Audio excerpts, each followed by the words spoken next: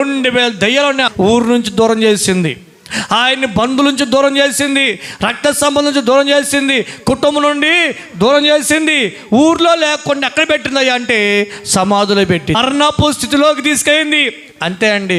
ఎవరికైనా దయ్యం పట్టిందంటే లేకపోతే దయ్యం మనిషిలో ప్రవేశించిందంటే ఆయన జీవితాన్ని ఎక్కడ తీసుకెళ్ళిపోద్దంట? మరణానికి. అందుకే వాక్యం ఉంది ఏంటంటే, పాపం వల్ల వచ్చే జీతము చెప్పండి ఏమమ్మా? పాపం ఎక్కడ తీసుకెళ్ళిపోద్ది? మరణాన్ని తీసుకెళ్ళిపోద్ది. సైతాన్ని ఎక్కడ తీసుకెళ్ళింది? సమాధిలోకి తీసుకెళ్ళిపోయింది. అందుకే దేవుని పిల్లరా, సైతానికి చోటు ఇచ్చామంటే మరణానికి చోటు ఇచ్చినట్లే. ఎవరు చెప్పండమ్మా? సైతానికి చోటు ఇచ్చావంటే మరణానికి చోటు ఇచ్చినట్లే. సైతానికి చోటు ఇచ్చావంటే మరణపు దారిలో ఉన్నాము. అందుకే మనము దేనికి చోటు ఇవ్వకూడదు అంటే సైతానికి పొరపాటున చోటు ఇవ్వకూడదు. దాని విషయంలో జాగ్రత్త.